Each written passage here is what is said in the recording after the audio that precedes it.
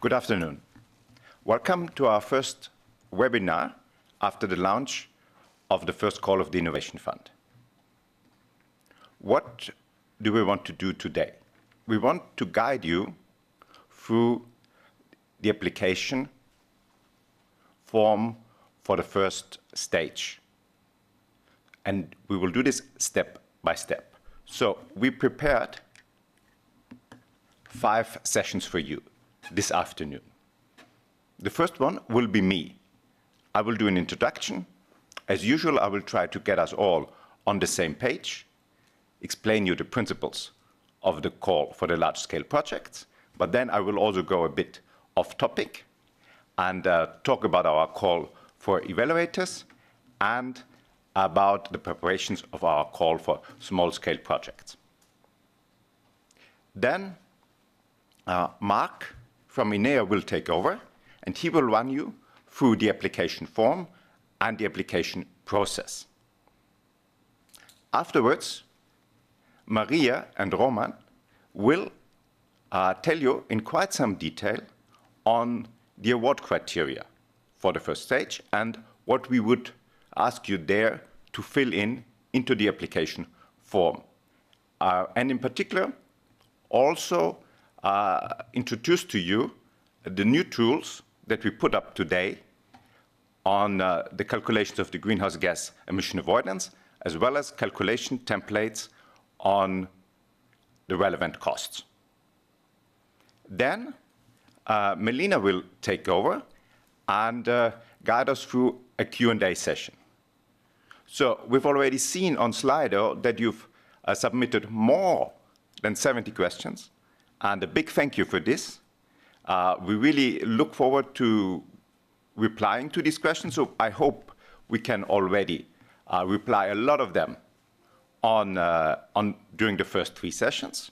But then, if any are left over, we will address them in the Q&A. And if there are then any others still left, we can answer to them in written form or at a later webinar. So we will also throughout this session today explain you in quite some detail how we are here to support you. And then, if there's still time left, we would like to quickly conclude. As usual, the main way of interaction is through Slido. As I've said, you've already submitted more than 70 questions, but please keep it going. The more questions, the better. And as I said, we will try to answer all of them. But what we will also try today, based also on the feedback from our last webinar, is really to keep strictly to time and not to take more than 2 hours of your time. So this was an important feedback that we got from last time. So we will try to be very concise, very much to the point, and to finish within 2 hours. Everything that we don't manage today, we will do later, either in written form or at the next webinar. I will also explain this in more detail later.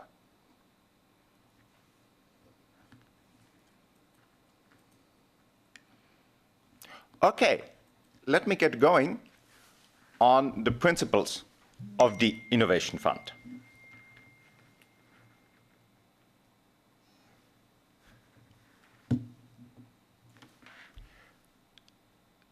What we want with the Innovation Fund is we want you to invest now in those technologies that we need for 2050. We don't want you to wait any longer. But of course, we also know that the current carbon price, even if it's now almost 30 euros, is not enough to drive all these technologies to the market. So this is why we are ready to pay 60% of those costs that you cannot cover through the market revenues. So those 60% of the additional costs. And as you can see from this slide, we cover a very wide range of clean tech. If we start with renewables, we cover the production and the use of renewable energy. So be it that you have a project of innovative offshore wind, be it that you have an innovative project how you want to use green hydrogen to make ferry ships go through the ocean, go through inland waters, or be it even on manufacturing plants. So if you have a very innovative way on how to produce new PV modules, this is also possible. So we are here to cover, I think, the whole value chain of renewable energy, be it the production of renewable energy, be it the use of renewable energy, be it manufacturing plants for components of renewable energy. We also cover the whole value chain of carbon capture, use, and storage. We cover all projects within energy-intensive industries, and there I also would like to emphasize, including substitute products. So we would also be very open, for example, on harvested wood products as construction materials, something we would like to look into. Energy storage, and here also including manufacturing plants for components. So also the production of batteries, for example. And of course, we are also very much interested in projects that mix all of these together. So also very open to cross-sectoral projects. And I know you have a lot of questions on this, on the eligibility, so don't hesitate to ask us. But as you see, we have a very wide field of applications as long as your technology is really innovative and as long as you can prove the emission savings. So we are not here, for example, for pure infrastructure projects like an interconnector.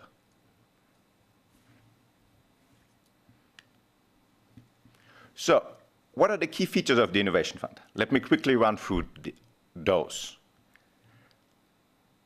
We will have at least a volume of 10 billion euros until 2030. These 10 billion are calculated at a carbon price of 20 euros. As I said before, currently we are at a carbon price of 30 euros in the EU ETS, so we would already have 15 billion available. What we can offer you is to support 60% of the additional costs related to the innovative technology, related to this breakthrough technology, this breakthrough clean tech. And always important to emphasize is we can support the additional capital expenditure, but also the additional operating expenditure for up to 10 years. We will do over the next 10 years annual calls for large-scale projects as well as for small-scale projects. Small scale we define as capital expenditure less than 7.5 million euros. And we have currently opened our first call for large-scale projects with 1 billion euro, and the submission deadline for the first stage is 29th of October. Then let me quickly touch upon two issues that are also of big interest to you, as we can see from the questions. The first one, we are very open, is if you're a single applicant or a consortium. So take the case of hydrogen. As I said, we are here to support the whole value chain. So we are very ready to finance the first big electrolyzer in Europe, really to scale up to a significant size. Equally, we could support the use of hydrogen, for example, in a steel mill or in other industrial processes. Or maybe these two are combined in one project. So you have a consortium, and it could go even faster further from the production of the renewable energy to the electrolyzer to the use of the hydrogen. How you combine this and in which way you want to structure these projects, we are very open. And given that we can also support the operating expenditures of up to 10 years, the additional one. So even if we only finance like the final use of the hydrogen, also the other suppliers further up in the value chain can profit. And Mark will later on say more on what are the roles of different companies in a consortium. So, and another important thing to emphasize, as with other EU programs, the project can start after the application for the first stage. So we can include all costs that incur after that. Of course, it's on your own risk, because nobody knows whether your project would finally be selected. So, and here's the selection process. As you know, we have 2 stages. On the first one, expression of interest, we have 3 criteria: greenhouse gas emission avoidance, degree of innovation, and project maturity. So, if you are good in all 3 of them, so, and we judge you, or the evaluators judge you, that you have both a promising and a mature project, we will invite you for the second stage for full application, where we will check all the 5 criteria, so including scalability and cost efficiency. As you can read from the call text, we allow a maximum of 70 projects to full application. So if the evaluators judge you have a promising project, but you are not yet there in the project maturity, we can offer you project development assistance. So this is run by the EIB, as they have a lot of experience here together from the EU Advisory Hub. And what we expect is that we can offer to around 20 projects project development assistance in the first call. So this will be the decision after the first stage. We expect up to 70 projects to go to the second stage, and about 20 projects to project development assistance. And how projects are ranked, it's very straightforward. We just add up the points from the different criteria. And the projects with the highest number of points will make it to the second stage, or then finally to the award of the grant. And let me quickly spend some words on how we would disperse then the grant once you've been successfully selected. Here we are different from other EU programs, because what we will do is we will pay upon delivery at milestones. So let's assume you come out of the selection procedure and you will be awarded a grant of 100 million. From this 100 million, we can pay 40 million upfront. So that means at financial close. So we will be there together with your other investors and see together, okay, is this project really going ahead?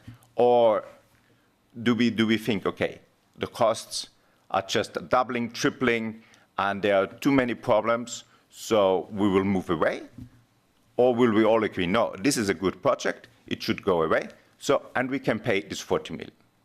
And it's also possible to agree individually other milestones before. For example, what I understand with geothermal projects, the drilling is a very important one, so we could have an intermediate milestone before. The remaining 60 million you will only get if you deliver the emission avoidance that you promised us upfront. So basically, you would get a payment each year during the 10 years of operation against the emission avoidance that you achieve. But here also, there is a possibility to agree individual milestones during the construction phase. But the important thing here is if you then don't deliver the promised emission avoidance, we want our money back. So anything that we give after financial close is subject to recovery in case you don't deliver the emission avoidance that you promised us. To be more precise, you need to deliver at least 75% of the emission avoidance that you promised us.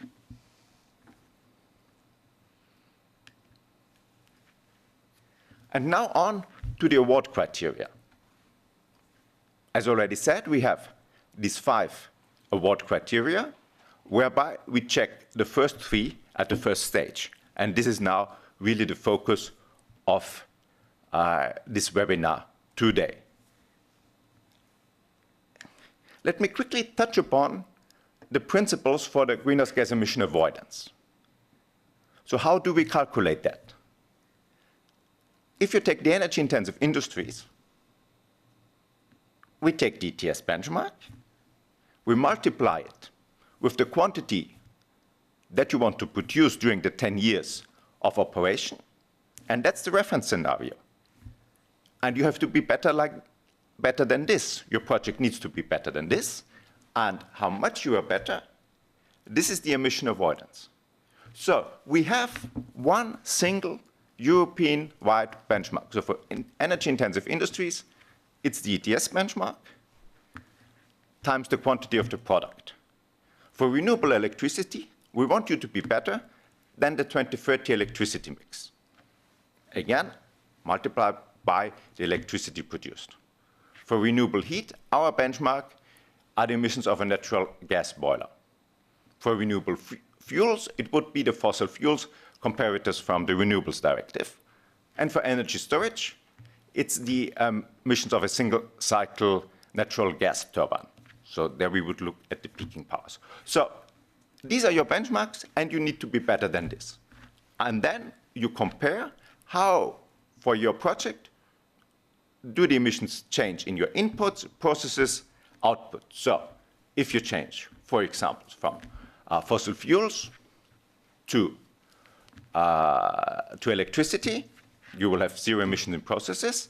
But what is then in inputs? You use electricity.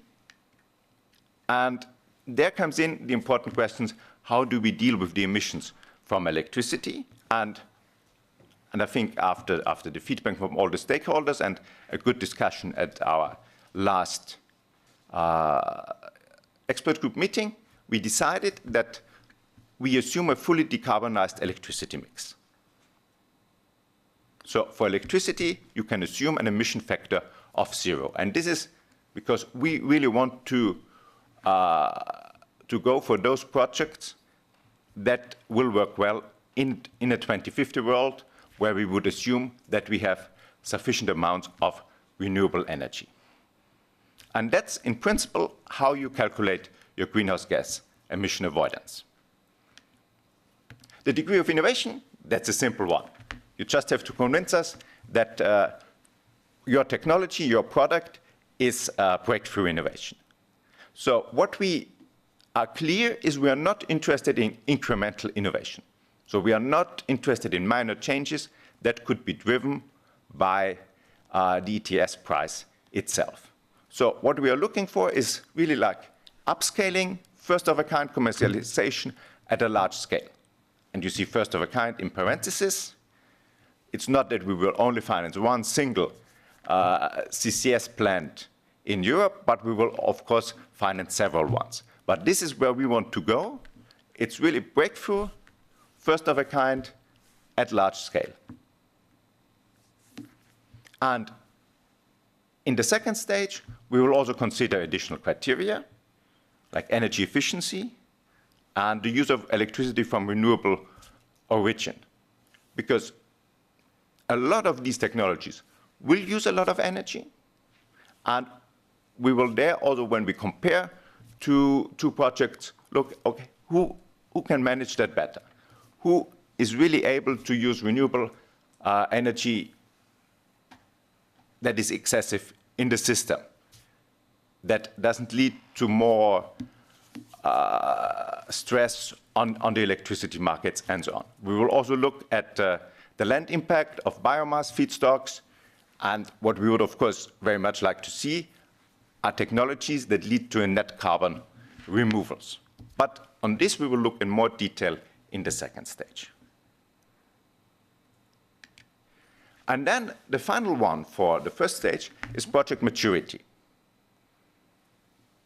And here, what we want to see is the technical maturity. So are you technically ready to deliver what you promise us?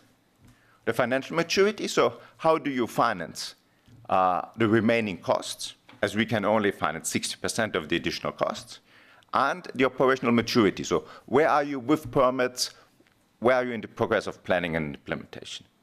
And our approach here is, I mean, we don't want to produce you any extra documents. What we would like here to see is like all the documents that you anyway have to have for your internal procedures, for your pitch with other investors. And it's about how can you present that to us in a very concise way.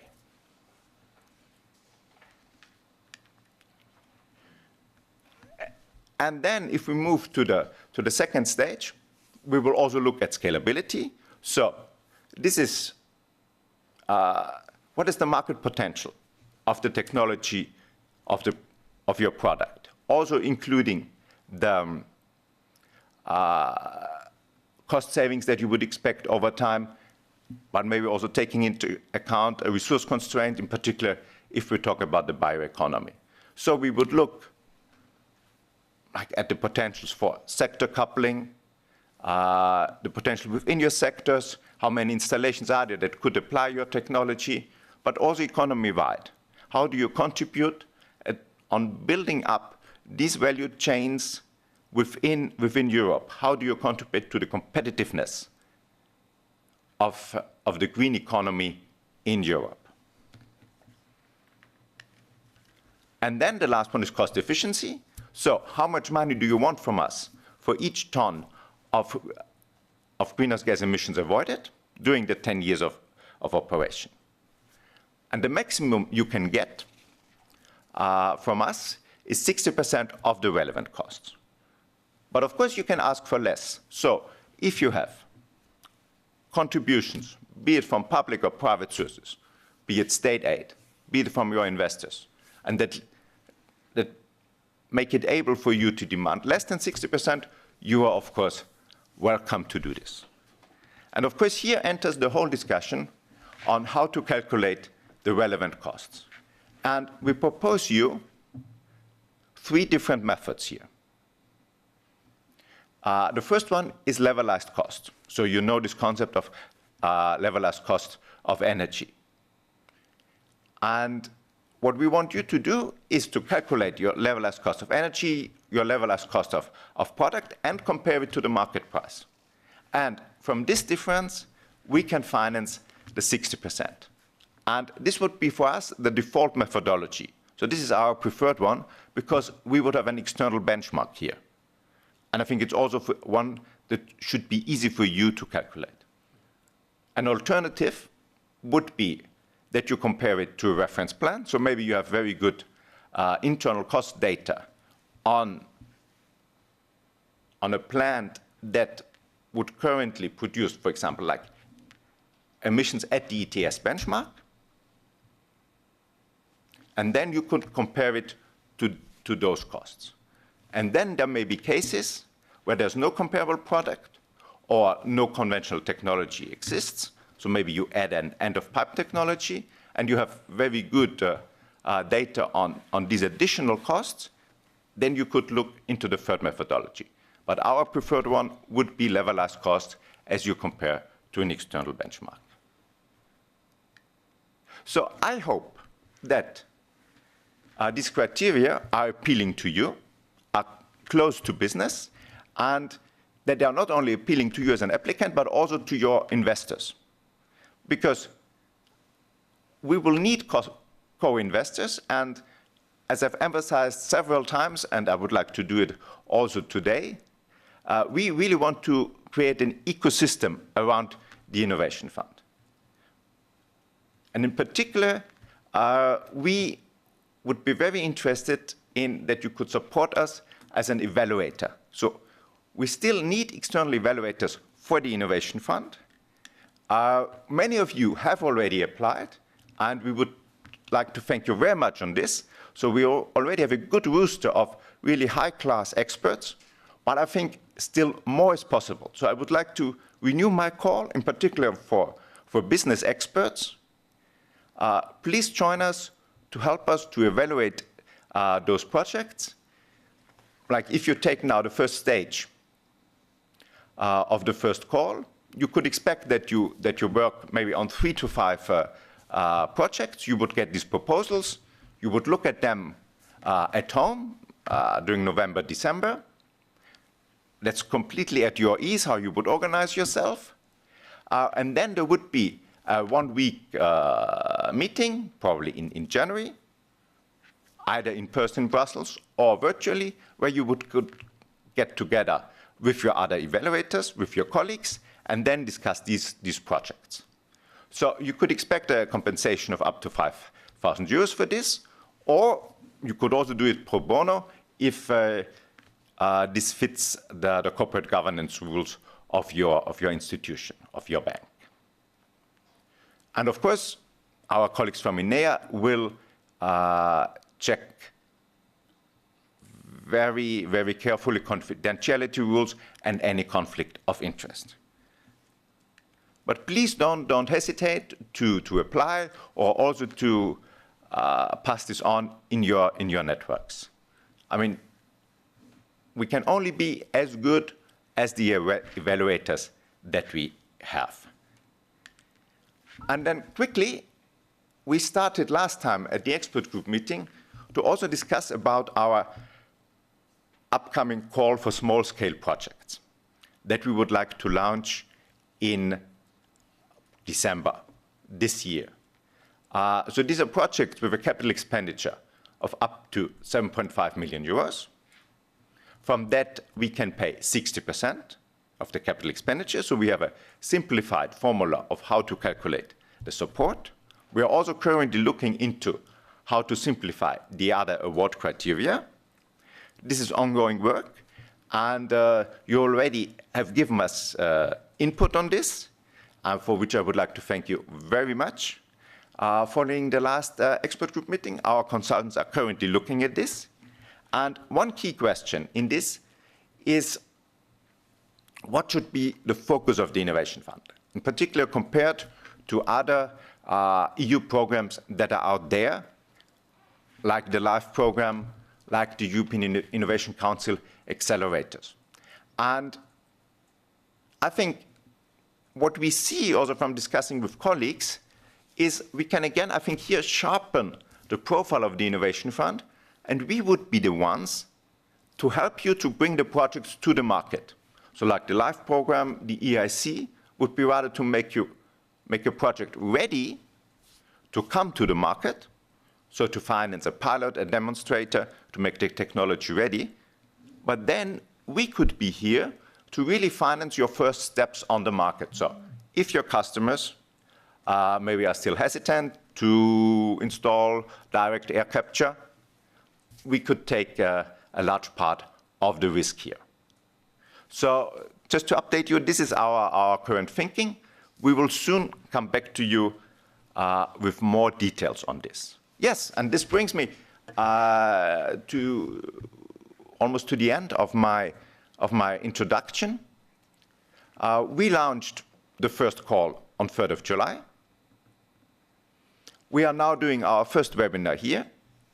We are planning at least 3 other events until 29th of October, which would be the submission of the first stage. So we are planning a webinar for the 15th of September, focusing in particular on the greenhouse gas emission avoidance and any other FAQs that we cannot deal today. Then we are planning for the 25th of September an Innovation Fund Day. So here we would in particular like to reach out to investors and evaluators. And then we would follow up mid of October with an expert group meeting where we could address any last-minute questions on the large-scale call and discuss more on the small-scale call. So I think this was already a lot of information that I passed on to you, and I'm very conscious that I took 10 minutes longer than I should have. So let's maybe take a little bit of a breath for 1 minute, and then I would like to pass over to Mark, who would really now tell you in much more detail how do you apply for the first stage and how to look at all the submission templates that we put online. So thank you very much for your attention up to now, and I pass on to Mark.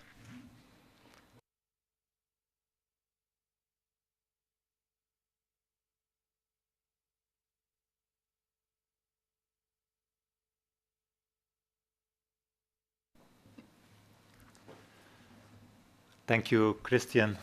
I will try to do it in a concise way, but I cannot promise because indeed there's a lot of information to pass, and I hope that you will be able to be with me until the end of my presentation. My presentation, so first of all, my name is Mark van der Hagen. I am the head of unit in INEA, the Innovation and Networks Executive Agency.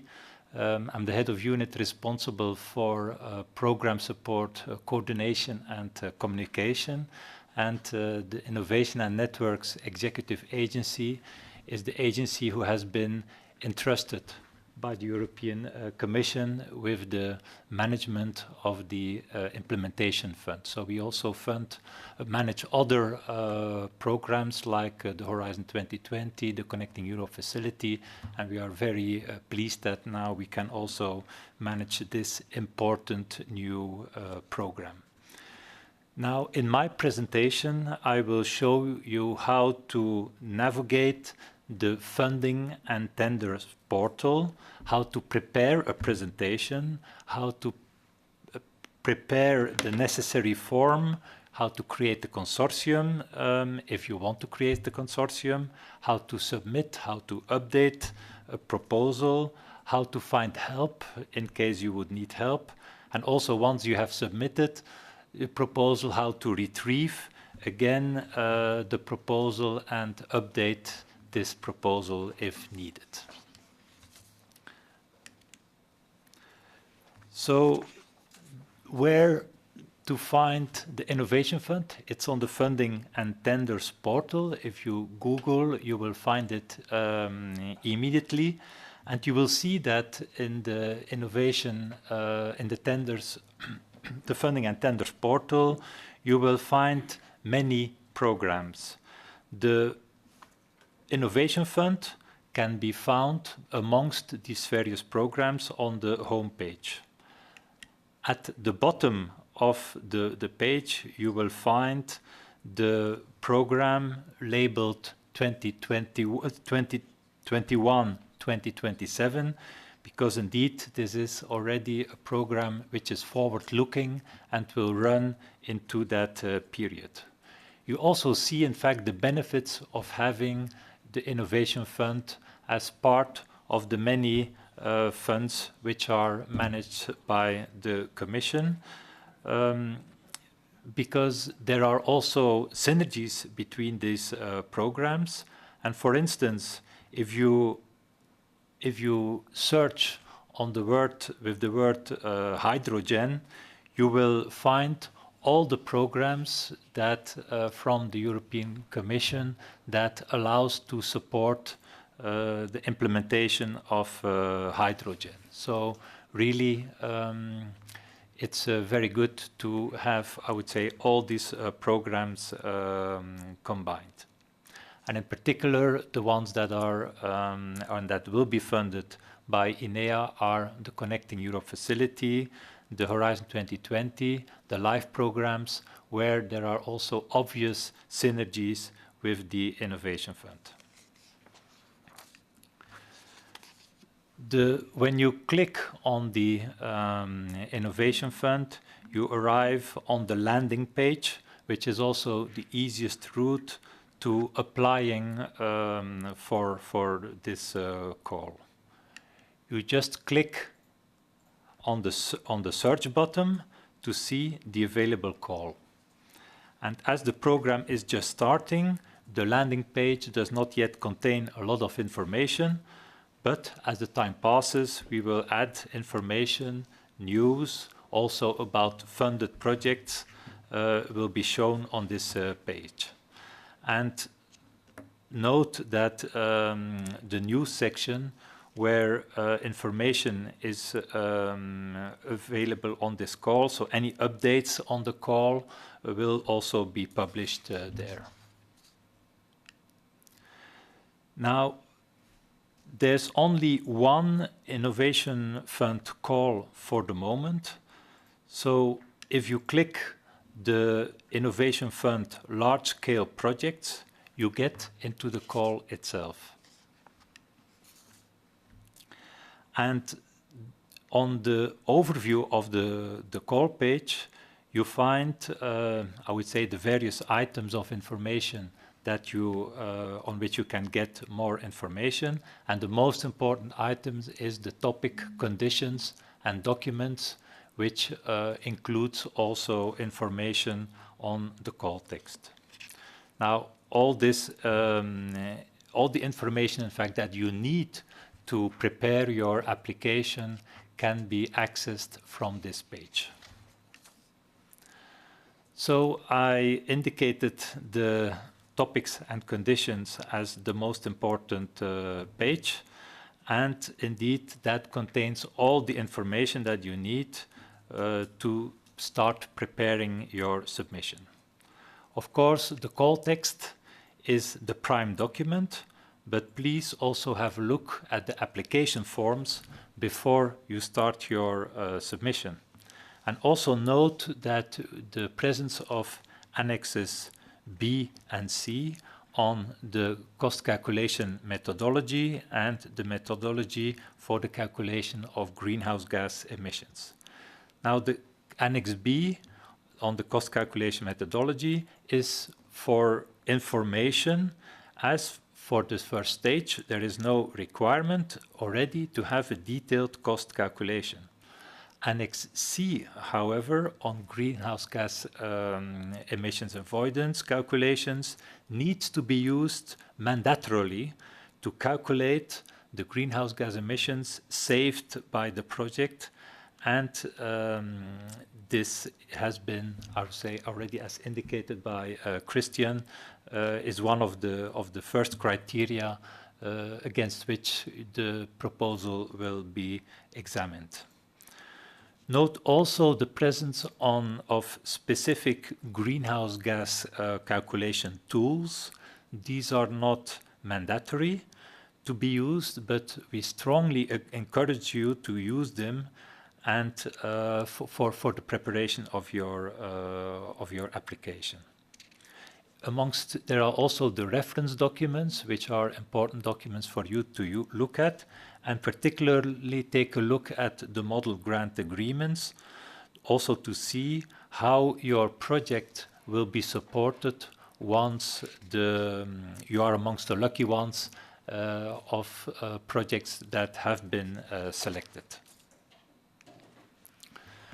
Now, on the call page, you can also get access to a short description as an introduction to the call, the topics, conditions, which I just presented in the previous slide, and also the links to start your submission, the frequently asked question and help desk function, the call information and call updates, where any relevant information on the call will be displayed, and also the start submission button, where you can really get started with creating your proposal. Now, in order to create your proposal, you need to have an EU login account. If you have one already, you can immediately log in with your credentials, but if not, you will be prompted to create one. Now, once the draft proposal has been created, it can be modified and submitted multiple times as long as the call deadline has not yet passed. Now, what I will do is I will present you the submission cycle in 6 different steps. Now, each submitted, so in these steps, and these will be the subject of my next slide, I will show you in detail how to go about for every step in your submission. Now, overall, when you have gone through all these steps, please note that at any point in time, you can submit already your proposal also to see how the system reacts. And when you have submitted a proposal but you want to change it, you can do so, and your proposal will be overwritten. So the previous version will not be stored anymore. You cannot go to the previous version. You can only work from the version that is submitted, and you can change it and override it, and it's the latest one that you submitted at the end that will then be the final one. We indeed recommend you to submit your proposal well in time, even if it is not yet fully finalized, because the deadline of 5 o'clock is a very fixed deadline. 1 second after 5 o'clock, you will not be able to submit anymore. This submit button will disappear, and if you not have submitted your proposal at that time, there will be no way anymore to get your proposal submitted for this call. Now, proposals are retrieved from the My Proposals tab, to which you get access when you log in on the funding and the tenders portal with your EU credentials. And also note that the system is collaborative. So participants in your projects, if you have a consortium, will receive an invitation to this proposal, and they can see also the consortium, they can see the uploaded annexes, they can see the structured form, and they can adapt their organizational details in the Form A. If, of course, the coordinator allows this, because he can also decide that it's, I would say, only himself who can do all the changes to the proposal. The other, I would say, partners, they can only make the changes to their part. They cannot make changes to the consortium structure, or they can also not upload annexes. This is only for the coordinator. And this gives you an overview of this submission cycle. And in particular, in order to, I would say, start with that, the first step is in fact the call and topic selection, what you see on the left-hand side of the screen. And then I move on to the next part where you can really start with creating a proposal, the third step in our overall cycle. So first note the general screen layout, the information on the panel which is on the left. Most important here is the call deadline, and underneath that part you find the download part B template, where you have to download the template for filling out the application form part B. This template is mandatory for the preparation of your application. And then once you have downloaded it, you can work on it, completed it, and then upload it as a next step in the framework of the preparation of your proposal. In order to participate, you need to register your organization and obtain what we call a PIC, a Participant Identification Code. If you have used the submission system already previously, for instance, in the framework of a Horizon 2020 call, your participant identification code will be presented to you. You just click and choose it.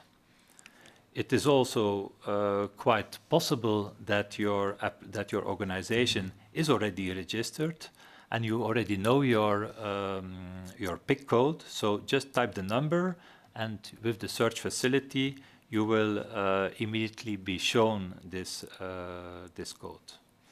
For if you're part of a large corporation, maybe somebody else has already created for your organization such a code. So it is a very good practice to already search and see if your organization has a code in the system so that you can use this one. When you do the search, you will see the nine most relevant participant identification codes, but you can see also much more, up to 200. And if you don't find your PIC code, then you can register one. At this stage in the process, just at this stage, you provide basic information such as the legal and the financial validation, and then I would say the information is completed afterwards. And after you have chosen your PIC code, you can complete the rest of the information. For instance, indicate whether you are the main contact or not. Each organization can have multiple contacts, but you must have a main contact, and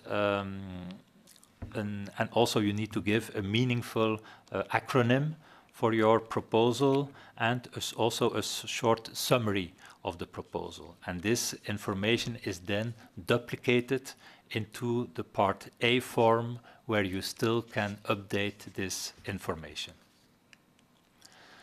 So after having created the first elements of your proposal, now we are in the next step of building your consortium, if, of course, you want to submit as a consortium.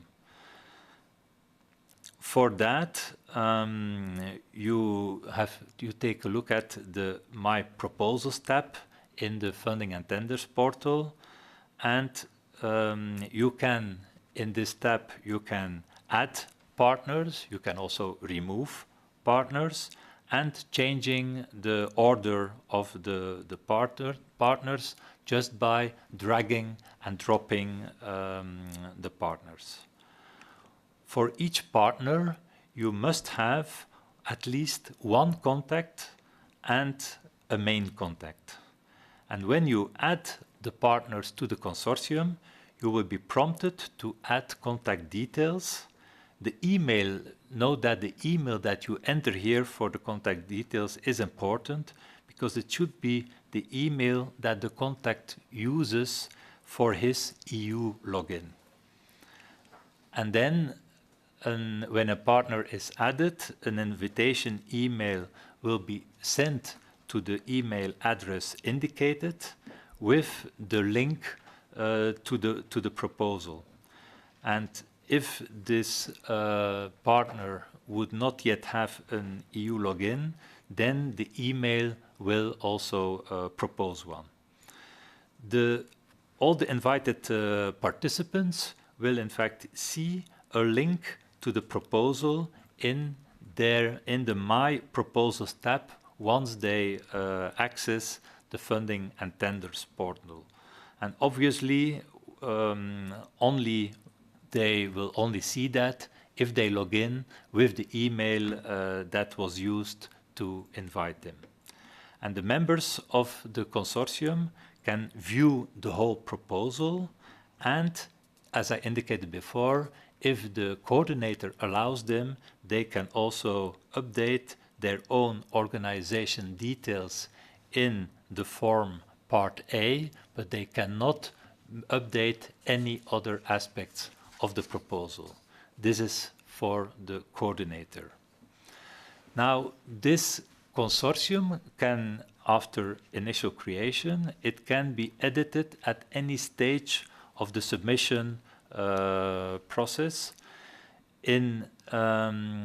And also note that when you make the changes at the level of step 4 in the screens that I have shown you, then the form Part A also need to be updated to reflect the changes in this form.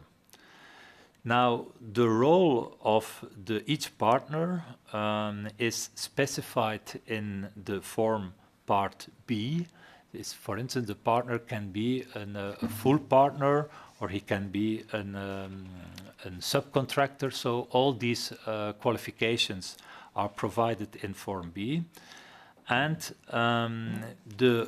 it is fully up to you to decide which role which partner has.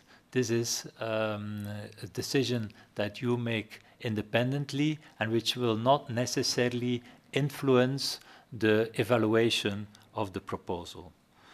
Now, also note that all the members of the consortium will need to sign a consortium agreement before the signing of the grant agreement. So this is not important for the stage of the submission of your proposal, but keep in mind afterwards that this requirement will need to be fulfilled. Now, an applicant, you can work with subcontractors, or you can also decide that partners can be associated to your proposal as full partners and then also sign the grant agreement once the proposal is successful and selected. Subcontractors do not have to sign the grant agreement. And also, as I indicated, this choice between working with a consortium or applying as a single applicant or working with subcontractors or with third parties, all this is completely open. Of course, it may have an impact on the maturity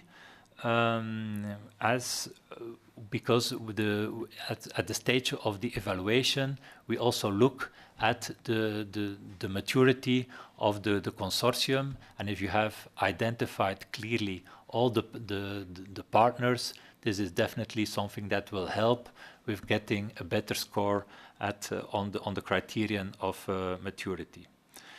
It's also possible that a consortium can change between the two stages, for instance, because your business or the market evolves, but such changes should be justified and should not affect the core partners and the core components of your project. If not, that would definitely be penalized at the stage of through the evaluation of the criterion in relation to maturity. So we have now created our consortium, and now we are ready to edit the proposal to provide flesh to the bones and also to upload the annexes. So this is, here you see the screen where all this is happening, and in the edit proposal screen you can upload your completed annexes and also edit the Part A administrative form, which I already mentioned before. Now, as regards the Part B, this is also a document that you have to upload, and the template for this document, you will see it on the left-hand side of the screen. Download the template, fill it in, complete it, add also all the members of the consortium if you decide to have a consortium, and then when it's completed, you upload it again in this tab of the funding and tenders portal.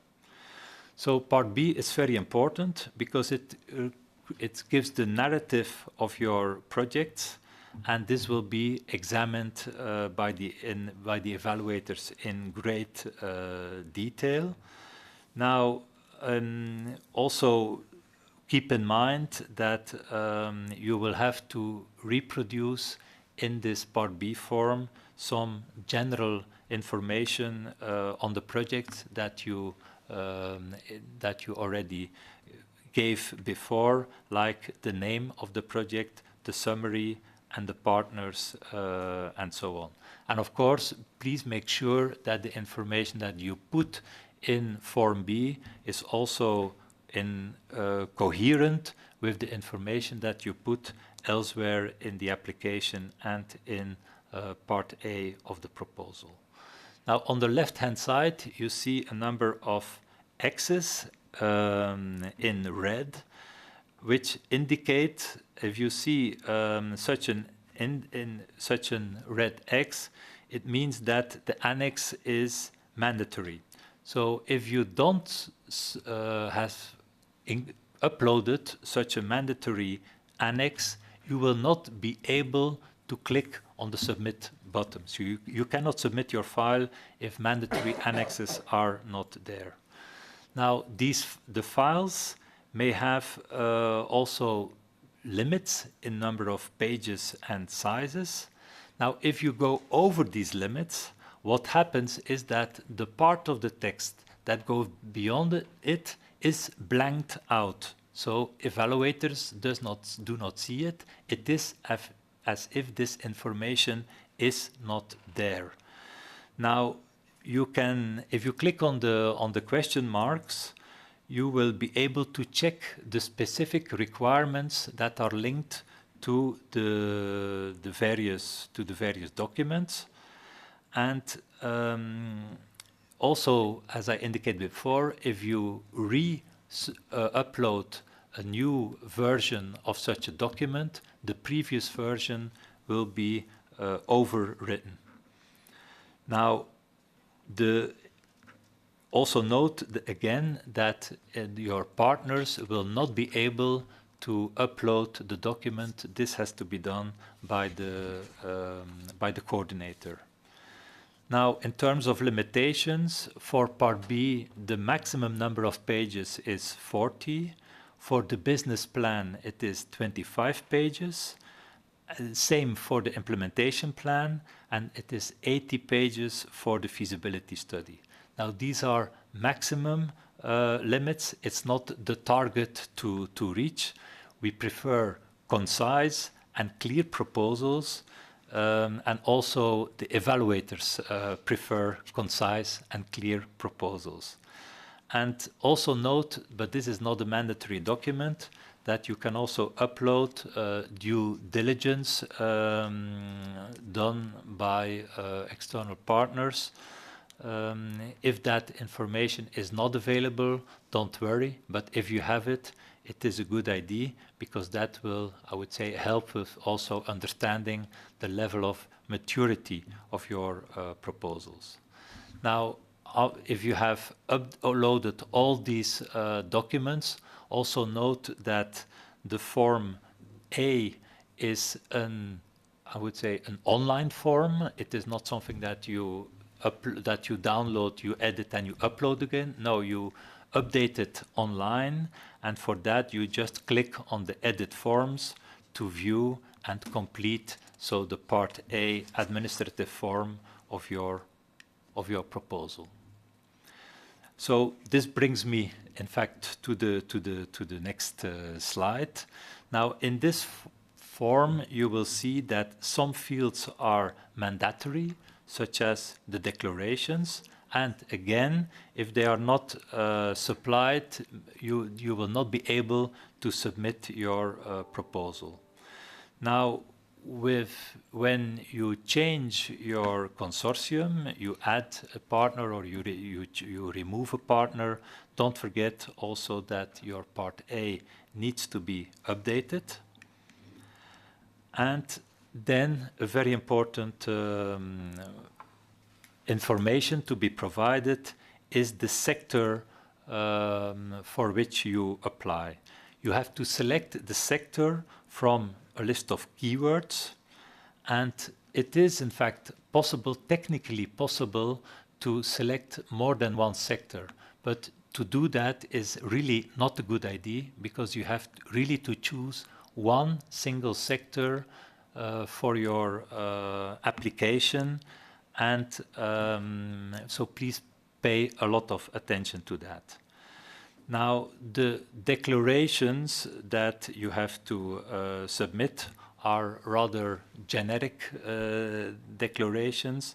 They are similar for all EU-funded programs, and there is, for instance, a formal declaration of honor that will need to be signed when by the successful applicants.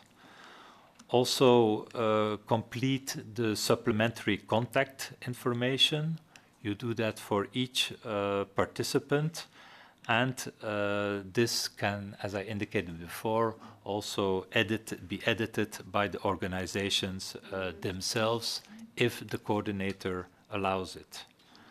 Now, as this is now the first stage of a two-stage call, the budget request is in the form of a single lump sum amount. So at this stage, we don't require detailed calculations in the form, but we of course require also more details in the proposal. But also make sure that the amount that you put here match the numbers that you present in your business plan. And to be sure also to choose the member states. That's also very important information, where the project will be implemented. It is also an eligibility condition. Only projects implemented in the EU member states, Iceland and Norway are eligible. And then click on the validate form to see if you have any missing information. You do that at the end. Errors will be flagged to you in red. Red flagged issues will block submission. So as long as the issues are not resolved, you will not be able to submit your proposal. Warnings are not blocking, but we do advise you to deal with all the warnings, because they might create problems for you, for your proposal as regards the eligibility. So orange warnings will not block the submission of the proposal, but you're warmly recommended to also solve these issues. Now, when everything is completed, you can submit your proposal, finally. If you have any error conditions, as I indicated, you will be blocked. You cannot submit. At this stage, you will be prompted, and from there, you will also be able to go back in the form where the error is occurring, so that you can resolve the problem there. And when everything is fine, you will see the screen that you have in front of you. And when you then finally submit, you will receive a confirmation with a project identifier. The project identifier does not mean that you have succeeded your application yet. It is not yet a project, but it is something you are still at the stage of a proposal. But this project identifier will then also be used in the subsequent stages until, I would say, the stage of the final selection, and until also the stage where then the project is managed. Now, for the second stage, the projects are already pre-created with the content of the first stage as the starting point to help you prepare the submission for the second stage, and then you can update the proposal before you submit the proposal for the second stage. Now, after you have submitted your proposal, as I indicated, you can re-edit the proposal and you can resubmit, and you can do that as many times as is needed, but before the call deadline. Of course, once the deadline has passed, you will not be able to resubmit anymore, and your submission will be final.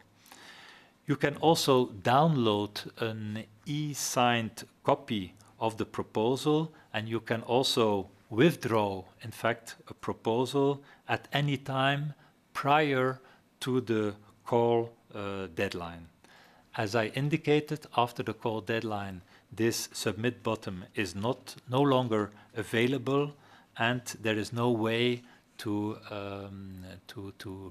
submit your proposal once the deadline has passed. So therefore, I would like to call upon you, and unfortunately, almost with every call, we have situations of applicants who were too late or waiting until the very last moment with submitting their call. Then they had a technical problem, an error condition that unexpectedly flagged, and then they were too late and could not submit a proposal. So please submit your proposals a few days in advance, even if it is not yet final, and do the final fine-tuning afterwards. Don't wait until the very last minute.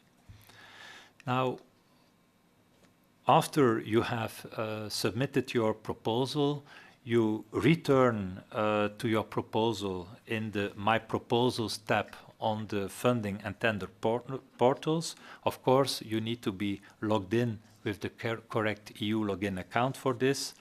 Go to Actions to reopen your proposal, and then you can do the necessary changes.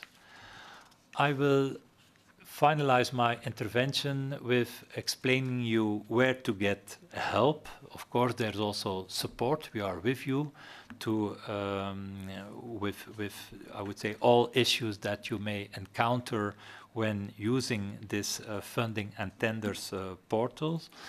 We, of course, also recommend you that you read the How to Participate section on the portal. There's a lot of information there, and a lot of questions that you may have now will definitely be answered by going through this information. But if you don't have the information, if you don't find it, don't hesitate to ask a question on the content via the support section. Be sure to, of course, to select the Innovation Fund if you put the question, so that we know that your question is in relation to the Innovation Fund, and we can then send your question to the right people who have all the knowledge to answer your question. If you have a help desk question related to this call, the Innovation Fund help desk, I would say more in relation to the content, to the call text, to the applicable rules, then these questions will arrive at the INEAS help desk, and we will make sure to answer your questions. If your question is of general interest, we will publish it as a frequently asked question on the portal, and the frequently asked questions can be found on the call page of the Innovation Fund at the lower hand side of the screen.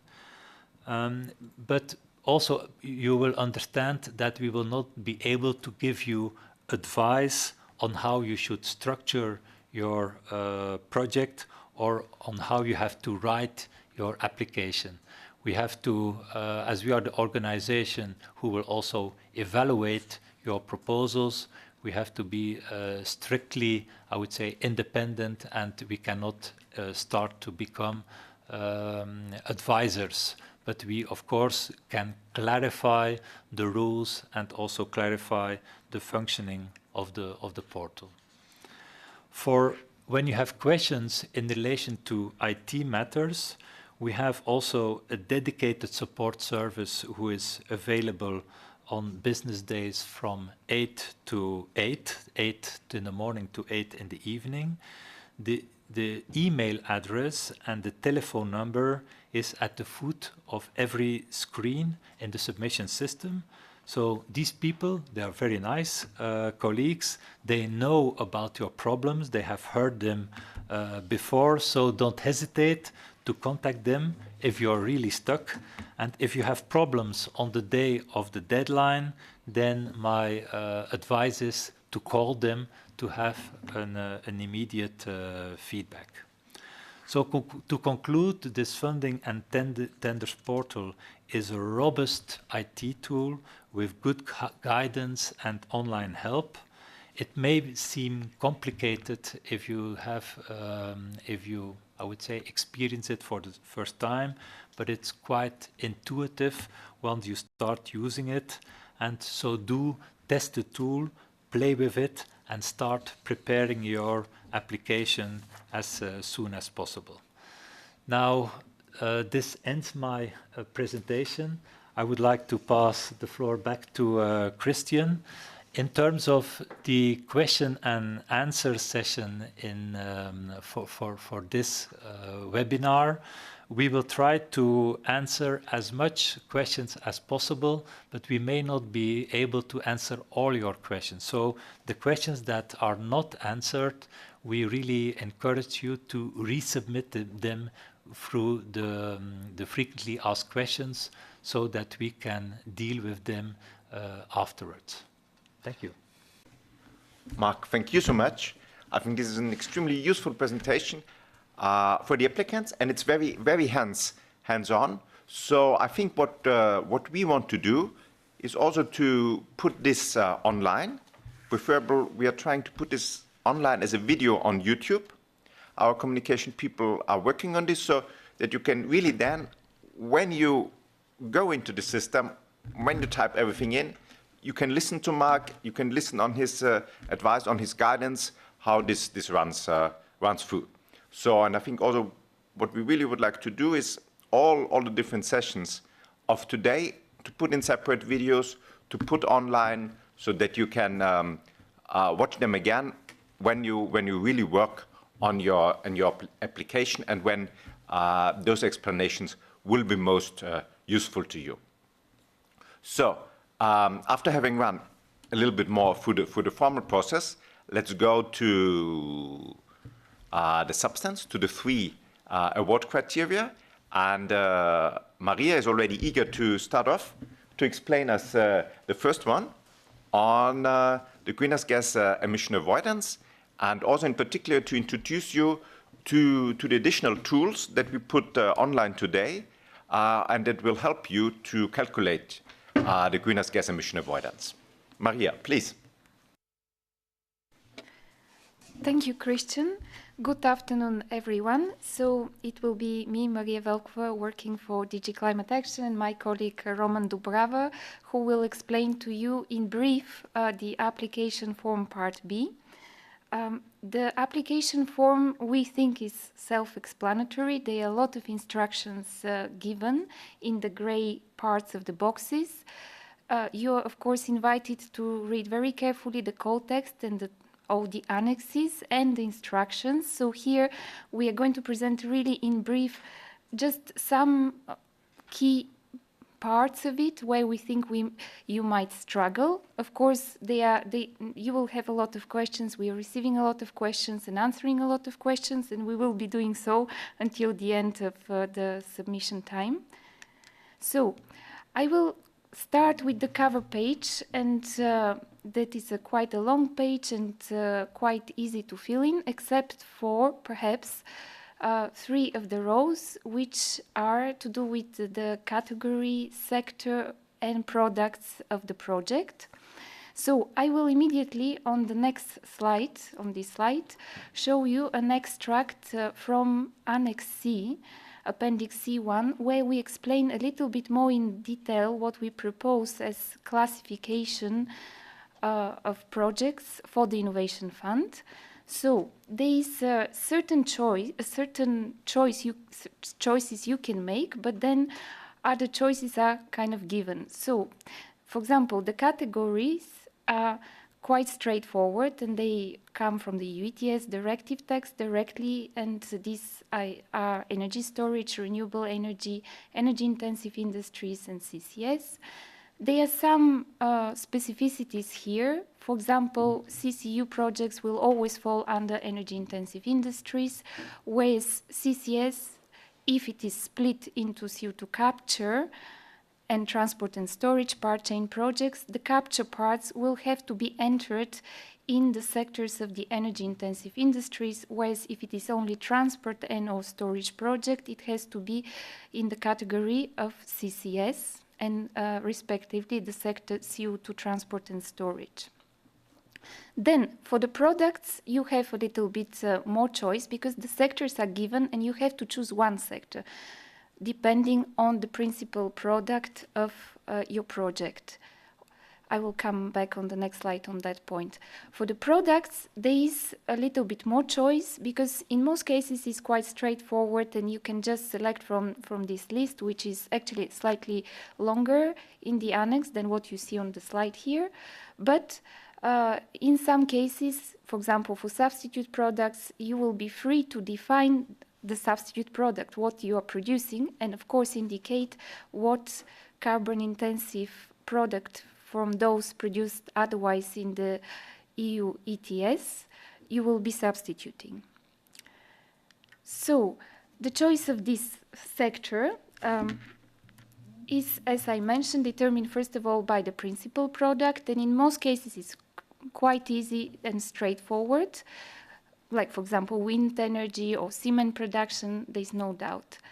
But sometimes it may be influenced by the use. So, for example, in the case you're producing low-carbon ethanol, it can actually fall into chemicals if this ethanol is going to be upgraded into further into chemicals, or it can be used as directly as a fuel. Then you will have to choose refineries. There could be also more than one principal product, so several principal products, and if they fall in the same sector, like this can be the case for different chemicals, then again it is quite easy. You have to choose the sector of chemicals. But if they come or they are in different sectors, then you have a choice. Like, for example, if you're producing methanol from CO2 which is captured in a steel plant, then you can have the choice between the steel sector or refineries or even chemicals. And this, of course, is actually important if you read the code text.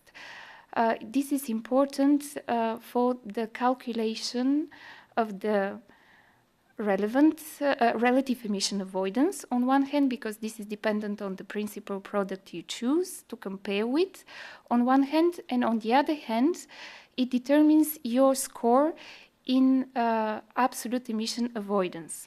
And I have a slide later on actually on that, but before we go to the world criteria greenhouse gas emission avoidance, Roman Dubrava is going to present 2 slides on the project and applicant. Thank you, Maria. Good afternoon. These are the 2 parts of the application form where you will provide summary information about the project and yourself. So what is the background of the project, rationale, and what is the specific objectives of the project, so that you are given a space to describe how the project will demonstrate that it is sufficiently mature, that it is innovative, and that it leads to significant greenhouse gas emissions. You will describe here how you would attract additional public or private financing, and how your project will contribute to the EU policies based on which also the Innovation Fund is grounded. Another part of this application form part will ask you to provide the summary of the technical characteristics of the scope and the scope of the project. So you will provide information about location, expected outcome, output, expected source and feedstock, technology and current status. What I would like to probably raise here, that even in the first stage, this is probably the most stable part of your application. You will need to be sufficiently robust and well defined in terms of the substance, of the nature, and of the key technical characteristics of your project, because this is essentially what you are going to compete with. This is your proposition. This is the technology based on which your project will be evaluated. How do I move? Okay. Okay.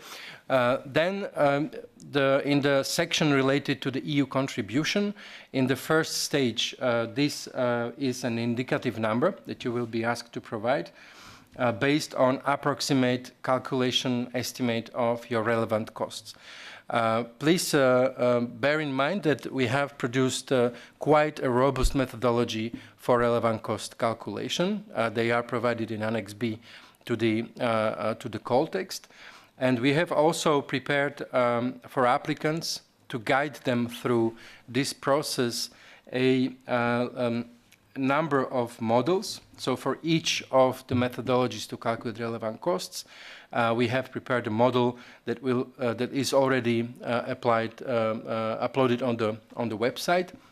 So for each of the methodologies, you have a tool which guides you through the process, starting with an overview, explaining what is it about, what is this particular methodology about, when is it applicable, and you will see again this famous decision tree that you have also in the methodology.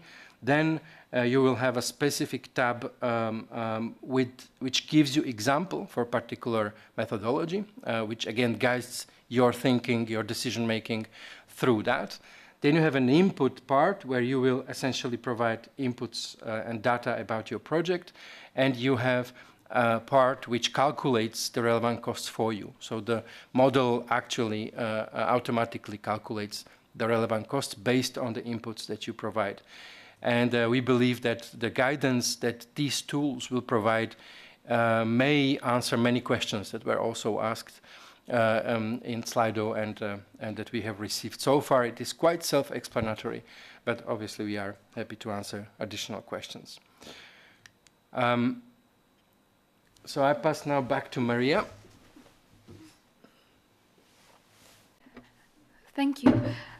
So here I will present the 4 boxes related to greenhouse gas emission avoidance potential. On that slide, the first 2, they may be not coming in this order in the application form, but I wanted to start with them because they are certain minimum requirements for some of the projects which will be submitted for funding in the Innovation Fund. So the first family of projects are those in the energy-intensive industry category, where they are EU ETS benchmarks. Those projects will have to meet at least the EU ETS benchmarks when implemented. So this is one minimum requirement, and there is a space here to explain the calculation and to do the comparison. The other minimum requirement is to do with projects which use biomass as feedstock.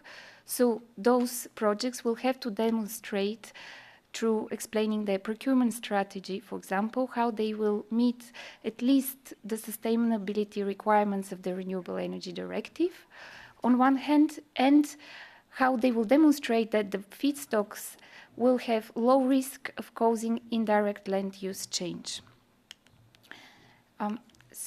So then there are the 2 key boxes for where applicants will have, in brief actually terms, to say what is the absolute greenhouse gas emission avoidance and the relative greenhouse gas emission avoidance. However, applicants will have actually to supplement the calculation with detailed calculation, in fact, in an Excel sheet. And maybe you have already seen then that on the Funding and Tenders portal, we have provided templates for some of the projects which we will be applying for the Innovation Fund. And I will show you how the templates look. They are structured always into 5 different tabs. So the templates are available for CCS, renewable electricity and heating, and energy storage. The reason we don't have a template for energy-intensive industries is that there is such a large variety of possible cases that for time being we couldn't deliver such a template. If if one day we are able to come up with such a template, it will be quite complicated one, and it will not be exhaustive.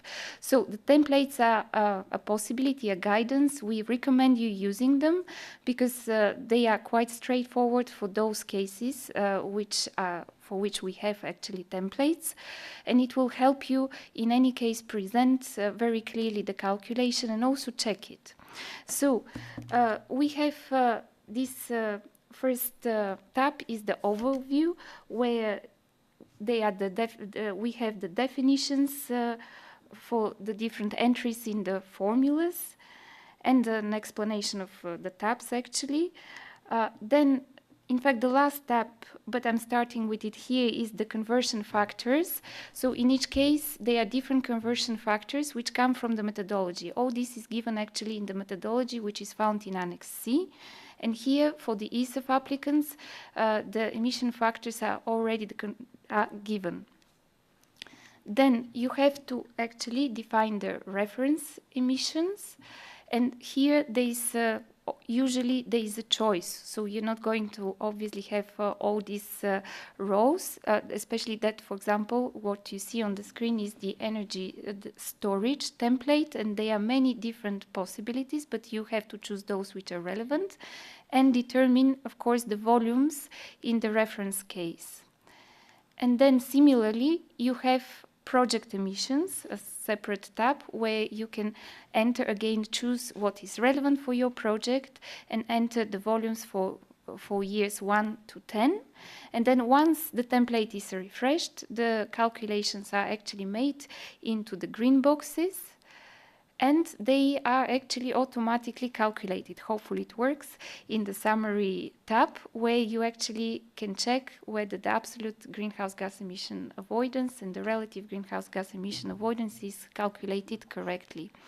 So we advise also projects in the energy intensive sectors to use, to the extent possible, this same structure, because this will help also the evaluation. Then there is a question of what happens if there are errors. You may have seen in the code text that we define two types of errors which may occur. One type of error is the clerical errors. These are defined as minor errors, normally caused by inadvertent negligence in the application of formulas or conversion of units. And most importantly, that these can be easily corrected. So the calculation can be corrected, and the score actually can be derived from this corrected calculation, the score for greenhouse gas emission avoidance. Other types of errors are much bigger. These are manifest errors. Hopefully we will not get such applications, but these basically are significant errors, and that cannot be corrected. They may derive from an oversight, omission, miscalculation, choosing the wrong methodology, anything. Please be warned that manifest errors will lead to 0 score and a rejection of the proposal. So, to show you here the scoring actually on this slide of the greenhouse gas emission avoidance, it is composed of the absolute greenhouse gas emission avoidance and relative emission of greenhouse gas emission avoidance. In both cases, the score can be between 0 and 5. For the absolute greenhouse gas emission avoidance, 5 points will be given to the project which has the highest absolute greenhouse gas emission avoidance in the sector. That's why it is so important to choose correctly the sector. And 0 will be given to the worst emission avoidance. Then the relative greenhouse gas emission avoidance is relatively easier to derive because it's linked to the percentage. So 100% of emission avoidance leads to score of 5. Then the two scores are summed, the maximum being 10, but then they are normalized to 5 because in each award criteria, in the first stage, the scores have to be between 0 and 5. If there are any doubts in the robustness of the calculation, evaluators actually may reduce points. And so that was on greenhouse gas emission avoidance. I have one slide on the degree of innovation. It is hopefully much more straightforward for applicants to explain their innovation, we encourage you to justify why we have to fund you, why your technology is innovative, what is the innovation in your project in relation to the state of the art. As mentioned already, we in the Innovation Fund aims to support breakthrough technologies, so there is actually a minimum threshold here, and any project which is considered to be only incrementally innovative will get a score of less than 3, so it will not pass to second stage in any case. Please read Annex D for examples of innovative actions. Also, the definition of incremental innovation is given there. Well, I won't dwell on that because Christian already explained it. And just here, a possibility actually to link your project with achieving the objectives of the set plan, one of the 10 actions of the set plan, and it is quite likely that projects which can help the implementation of the set plan are more than incrementally innovative. So I will pass now the floor to Roman, who is going to explain project maturity. Thank you, Maria. So under project maturity criterion, we will look at 3 dimensions of your project on the technical, financial, and operational maturity. And probably to lighten up a bit, you just need to put yourself into the shoes of any banker, any investor, any financier. And just imagine you are trying to sell the project to them. So this is exactly what we would be looking at under the maturity criterion from those 3 points of view. So in the technical maturity, we will ask you to present your project in terms of its technology readiness before and after the project. In terms of the readiness of your project site, what is the expected output of your project, because this output determines the greenhouse gas emissions that you intend to achieve. How technically feasible achieving this output is, and what are your expectations in this respect. Has this technology been before tested in the previous stages or not? And how would you address any changes in circumstances, scale, or size compared to the previous stages if this technology has been tested before? We will ask you to present the key risks from the technology point of view and technical point of view, and provide a good strategy how to mitigate those risks. The application form is accompanied with a mandatory feasibility study. So we intentionally do not prescribe the table of contents of those documents, nor feasibility study, the business plan, or the project implementation plan. This is up to you, but those documents should address at least those points that are requested in the application form. And again, it is up to you. How do you structure your presentation? What will you put directly into the application form, and what will you keep in the mandatory documents? If you keep the bulk of the information in the mandatory documents, please always reference them precisely in your application form, because this will enable also the applicants to read through and correctly. Sorry, this is the wrong direction. Okay, financial maturity. Again, here we will look at how financially viable your project is from the perspective of the costs, revenues, profitability, and coverage of your costs. We will ask you for a robust and good business plan, again, as the mandatory document, where you will present your market, your products, your partners. We will ask you to present a good description of your costs and benefits, the breakdown of CAPEX, OPEX, present your cash flow projections and profitability. Also, what is important is to present a robust financial model based on which you base your calculations, so that the evaluators can assess your application correctly.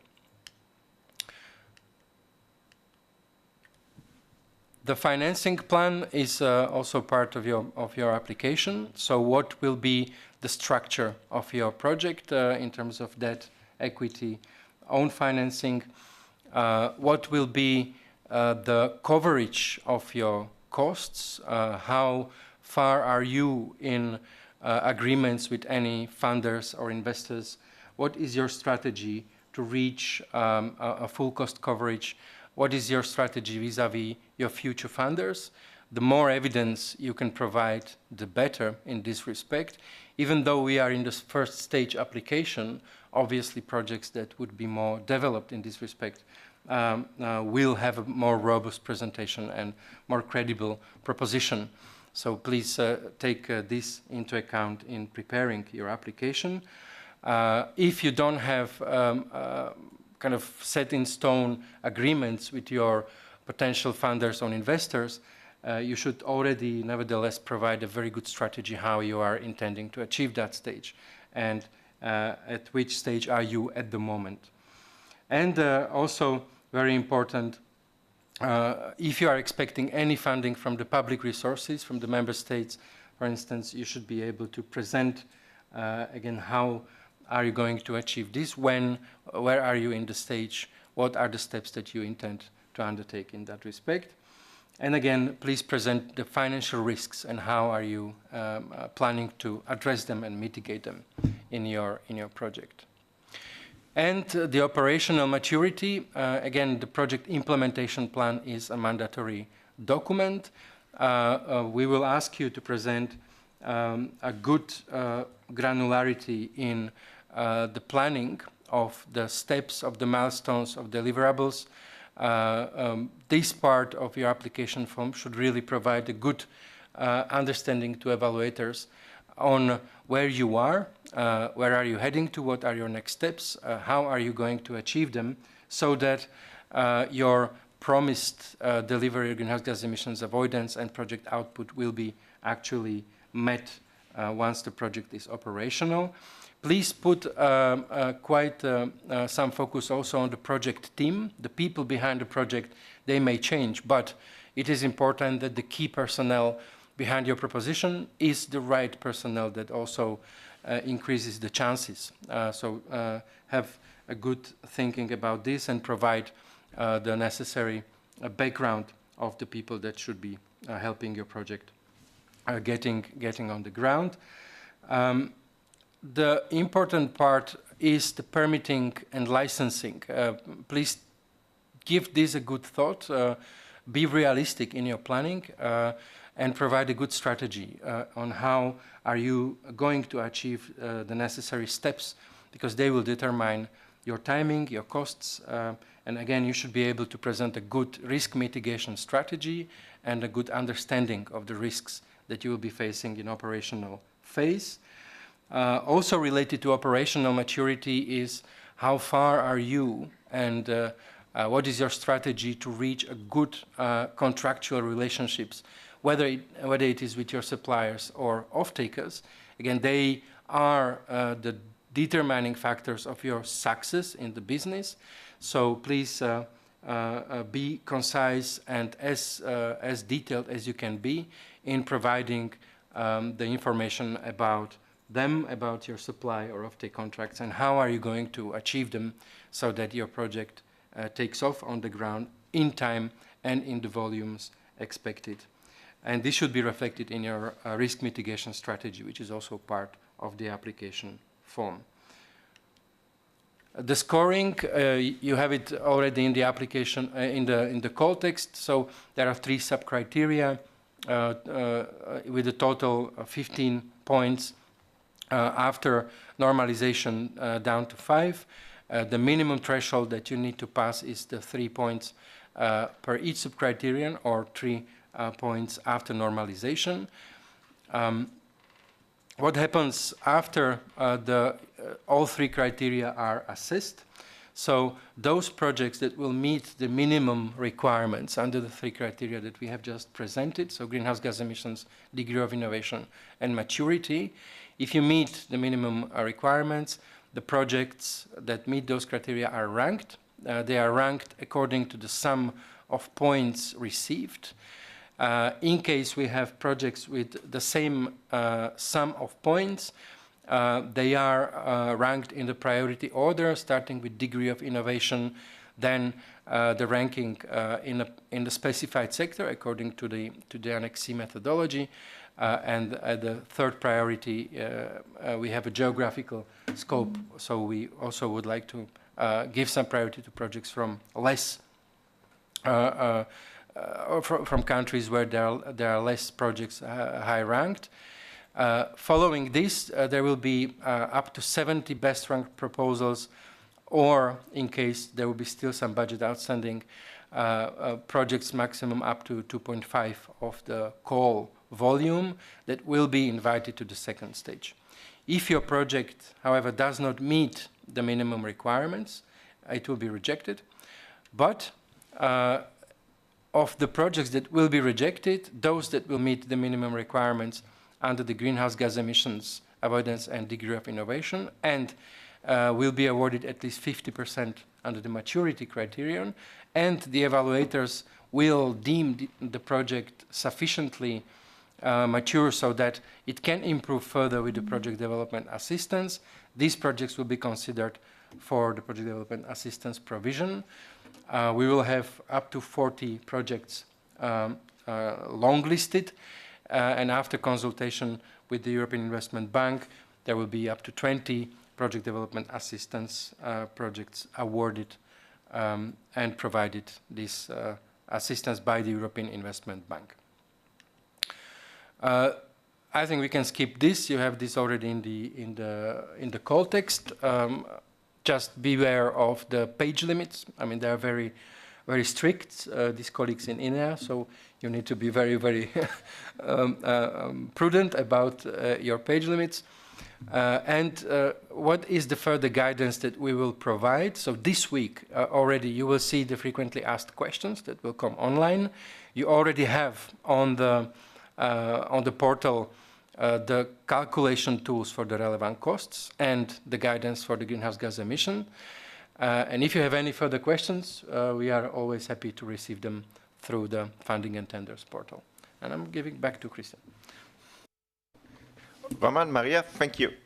Thank you so much for a very good overview on the 3 award criteria for the first stage. We are running a bit late, but I think it's not too dramatic. I think we can still manage a fair amount of your questions. You see now also on the screen, if we keep that slide. Yeah, the other slide first. Yes. And I think Melina will start off in describing once more how we are here to support you. Before going into your questions, I hope that most of your questions, or many of them, have already been answered by the presentations up to now.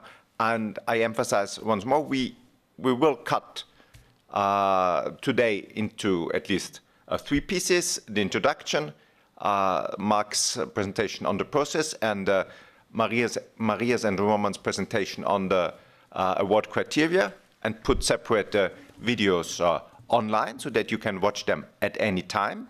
But this is not the only service that we are going to provide to you. And without further ado, I pass it on to Melina. Yes, thank you, Christian, and good afternoon.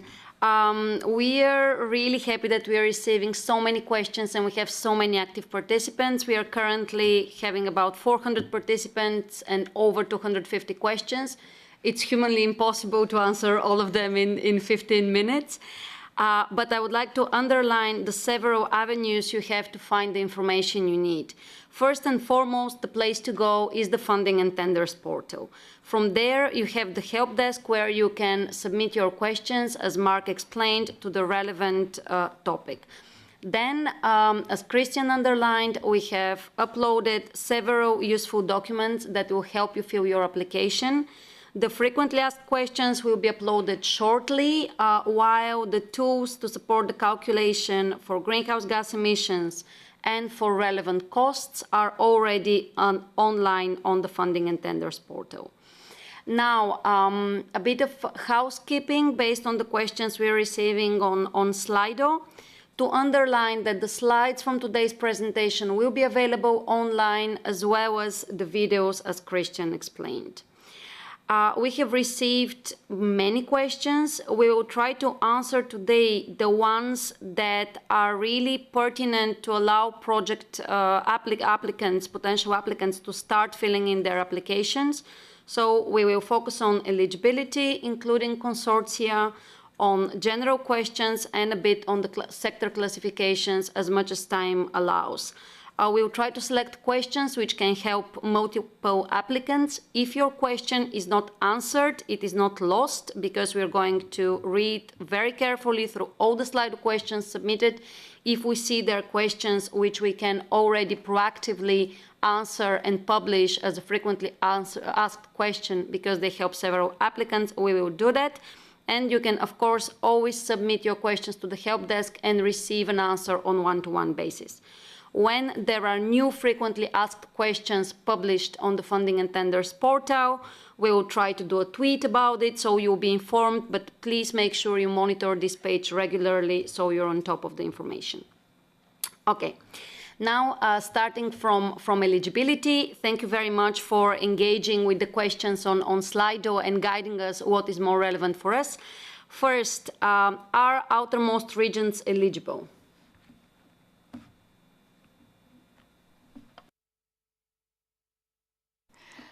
I wasn't expecting to answer this question, but I can. Well, outermost regions, we have overseas countries and territories, and unfortunately, projects implemented there are not eligible for funding. So the key here is whether certain country is part of the territory, country or region is part of the territory of the European Union. If this is the case, then yes, the project is eligible. Yes, maybe to add here, outermost regions are clearly in it. So if you're from Madeira, if you are from Guadeloupe, if you're from French Guiana, and you are part of the internal market, you are in it. You can always check on the webpage of the Directorate General for Regional Development. But as soon as you are part of the internal market, you are part of the Innovation Fund, and the project can be carried out there. Thank you. A follow-up question on that. We got a lot of questions about, for example, UK applicants, are they eligible? Chinese companies, are they eligible? Entities established in other countries, for example, Liechtenstein, are they eligible? Can a US company lead a consortium? So how do we cover that? Yes. The important thing, as under the NER 300, is that the project takes place in a member state, or Norway or Iceland. Who carries it out is of not that interest. So it's about that this project happens in the EU, Norway or Iceland. You can employ technology that comes from outside the EU, but the project itself and the emission avoidance must happen within an EU member state, including its outermost regions, Norway and Iceland. Thank you. A further one. Can projects be implemented in more than one country? Yes, this is possible, but I ask myself which kind of project that should be.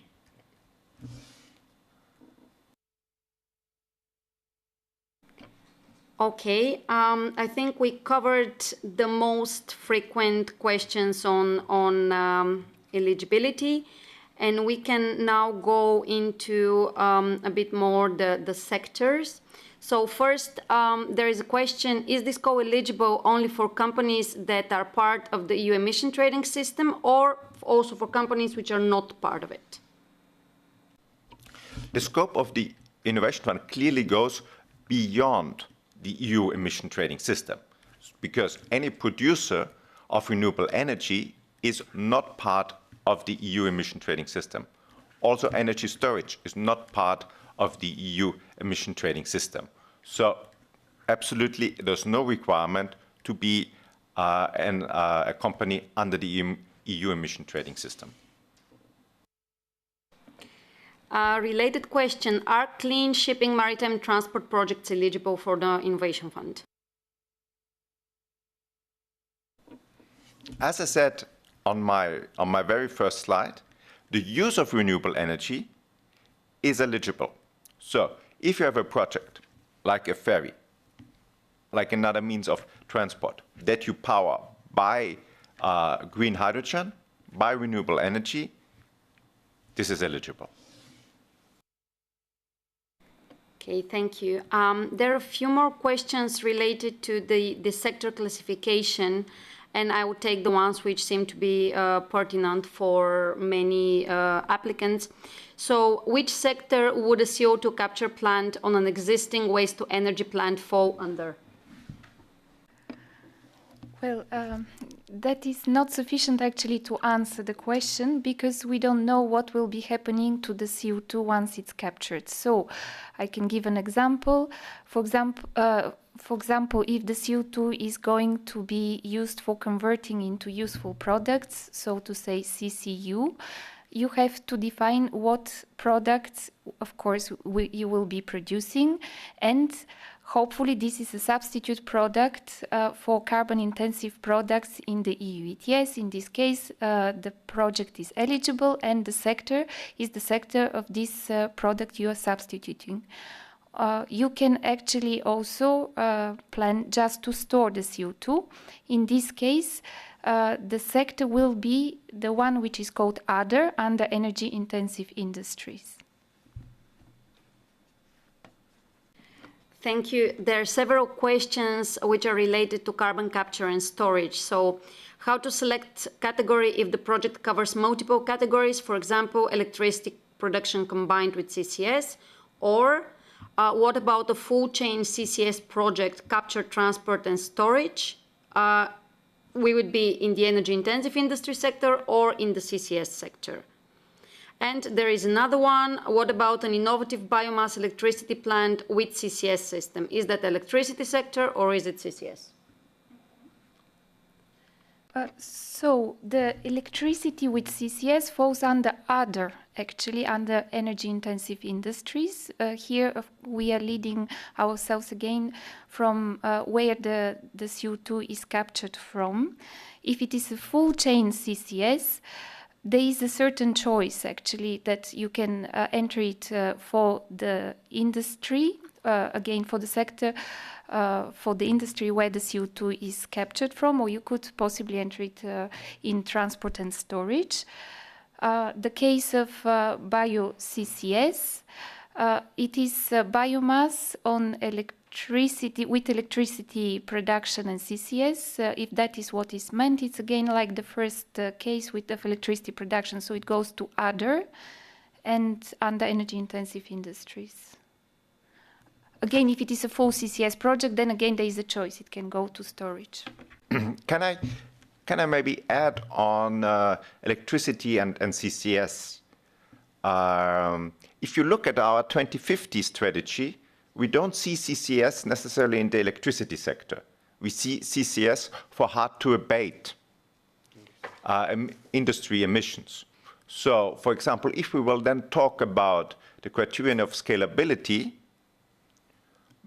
one wouldn't probably see a large market for CCS with electricity, because we would expect that in 2050 we don't have any more fossil fuels in the electricity production. So just as a general remark.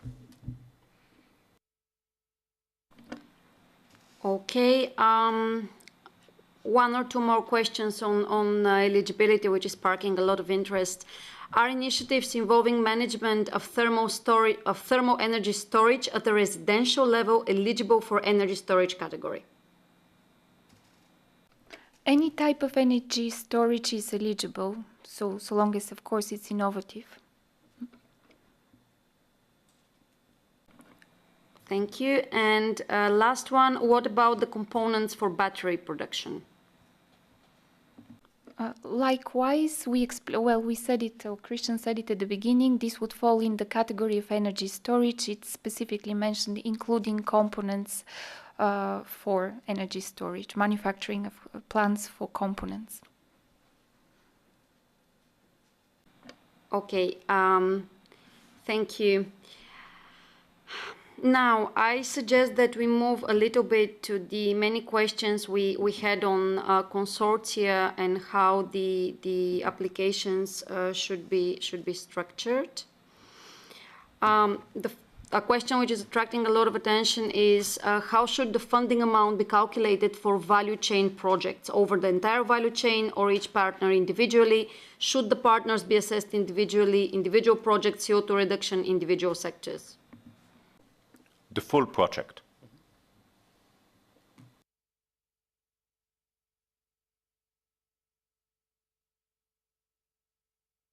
Sorry, microphone. Another question is, can one entity be part of several applications? The short answer is yes. Okay, I like short answers. So another one is, if a project is filed by an applicant that is an energy-intensive industry, applying a capture technology and then sending the CO2 to a transport and storage site managed by other companies, would a letter of commitment from the transport and storage company be sufficient? In the first stage, probably yes. However, in the second stage, we will want to see a robust evidence that essentially the CO2 capture and storage really happens, and there is avoidance that is assured. Thank you. Another group of questions, it's a little bit, what is the difference between affiliated entities and associated partner within a consortium?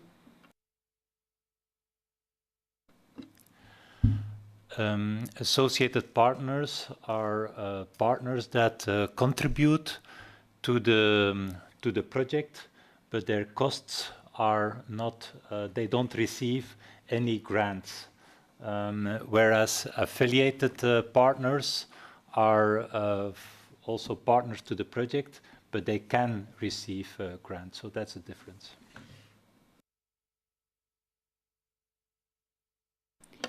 Thank you. Another question is if entities can apply simultaneously with the same project to other funds, to other EU funds mentioned on the portal. And actually, this is linked to several other questions about interactions with, for example, IPCI, with Innofin Energy Demo Program, with subsidies under the Renewable Energy Directive, also with state aid. So it's a bunch of questions. Yes, from our side, we are very, very open to this. Whether you've already applied before to state it, whether you apply at the same time or afterwards. So we are very open to cumulate our funding with other funding. Other projects may have more stringent rules there, so you would have to check the aid intensity of where you apply. We are also preparing some further guidance on this, with which we want to come in maybe September, October. I know the big interest on an EPCI on hydrogen. I know our colleagues in DG Competition are working on this. You've seen last week our hydrogen strategy. And so let's also see with our colleagues how we can further provide guidance there, but this is quite a dynamic field. Mark, you want to add?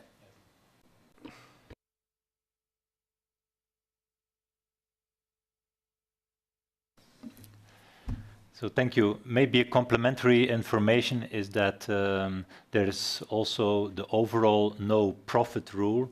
So the EU funds should not lead to giving you profit, meaning that more than the costs of the project would be funded.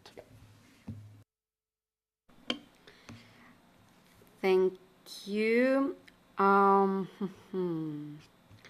There are quite a few questions on consortia. I'm trying to bundle them, but let's try.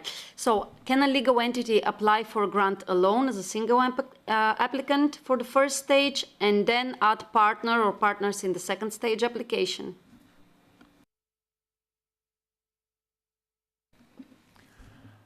Again, a short answer, yes. However,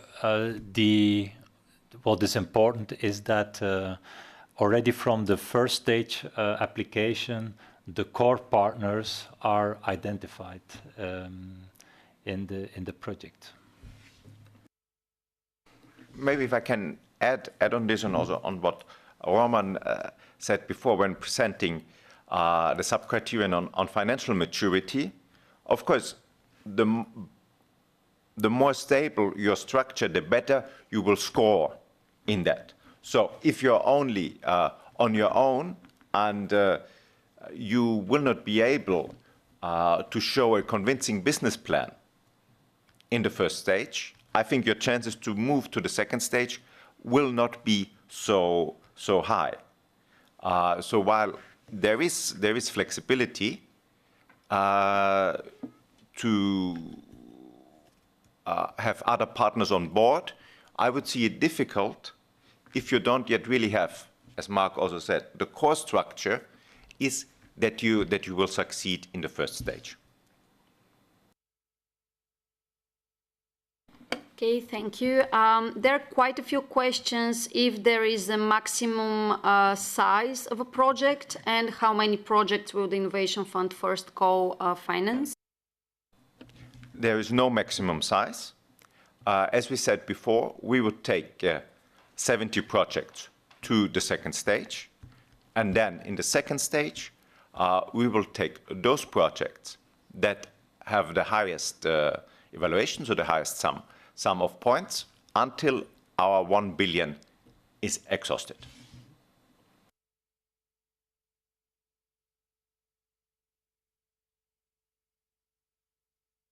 Sorry, microphone.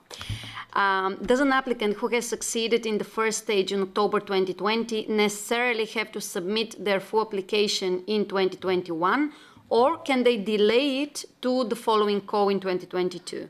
Or if they cannot, do they resubmit in the following call from the first stage?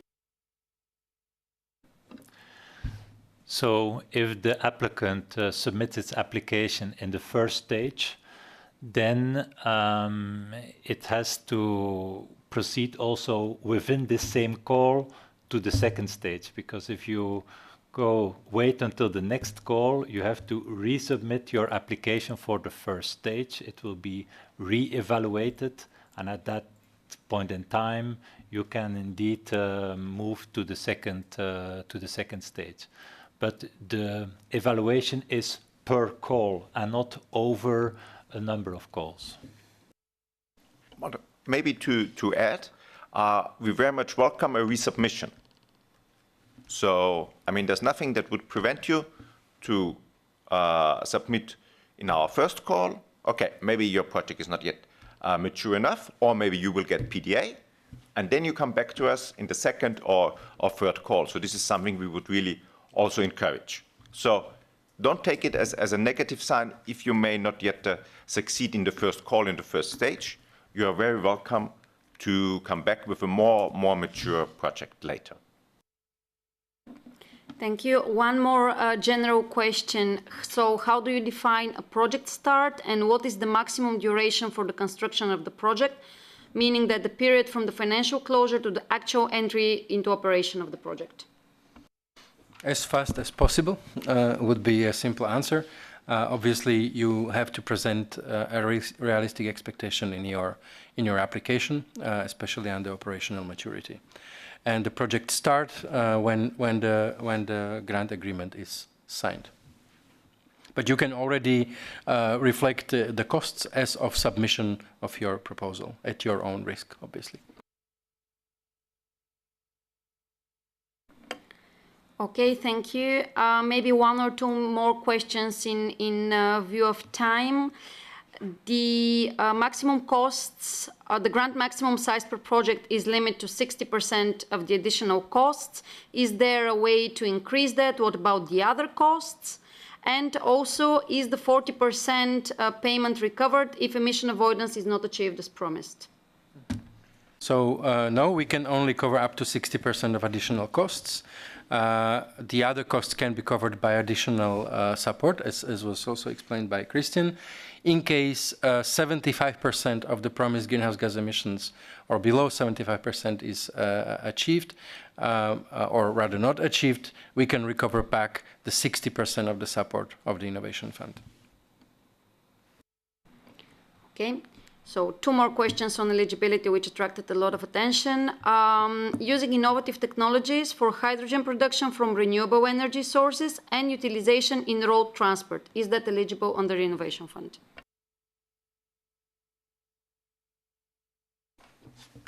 Short answer is yes. Okay. Another interesting one, is it possible to apply jointly for Innovation Fund funding to demonstrate a new technology in 2 plants with different end products at different locations? And the comment is that for the CO2 savings and the company's decarbonization strategy, such a joint approach could make more sense.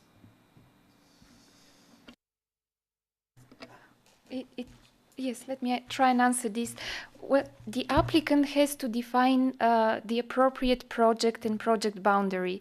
If, for the purposes of the demonstration, this needs to happen in 2 plants, this is possible. You need to argue your case, but you cannot inflate the demonstration, so to say.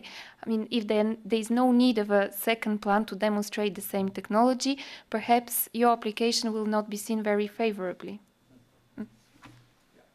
Maybe if I can add on this, on all these questions, I think always think also who will look at your proposals. These are evaluators who will maybe have a high number of proposals to look at.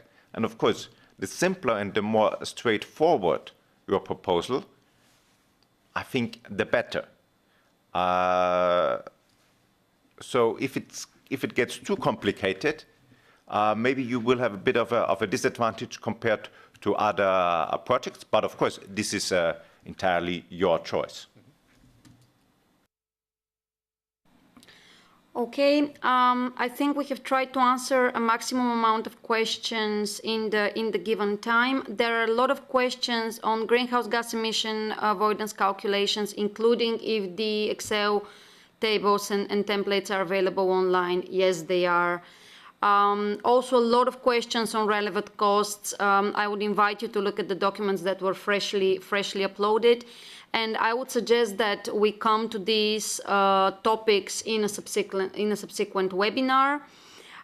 Just to repeat that the frequently asked questions will be online very, very shortly. So with this, I pass to Christian for conclusions.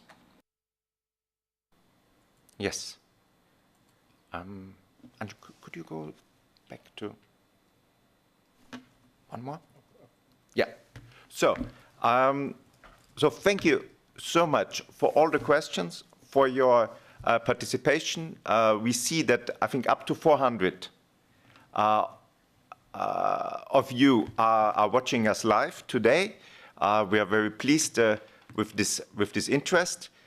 We will now, of course, take stock of all the questions that we couldn't answer.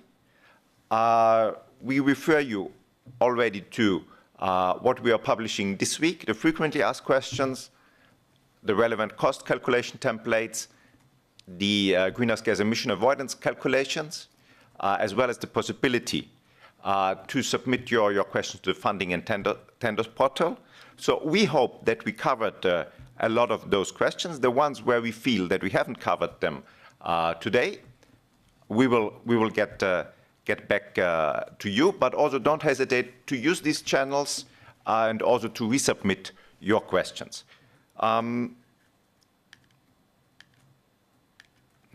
So, as I said, we would hope to be back on the 15th of September with our next webinar, where we would like to put a focus on greenhouse gas emission avoidance, as this is admittedly the most complex of the 3 criteria for for the first stage. But please don't hesitate also to send us suggestions on what we should cover in this webinar. We have now quite some time over August to prepare this. We are also very happy to add there additional webinars in September, October, if we see there are certain issues that we haven't yet well covered in all the material that we've put out there. So we are very grateful for any feedback on that. I think otherwise, we would go on holidays. We hope you can use August maybe to already work a bit on your application. If you have any questions, don't hesitate to send them to us. We will assure also a minimum service over August, so you'll also get in August replies to your questions through the help desk. Otherwise, I hope that these were useful 2 hours, 10 minutes. Thanks so much for all your interest, and hope to see you at latest on 15 September again. Wishing you nice holidays in these difficult times. I hope you find some time to relax with your family, with your friends, and then that you are back in autumn with the most interesting clean tech projects that we can have in Europe. Thank you so much. Happy holidays. Goodbye.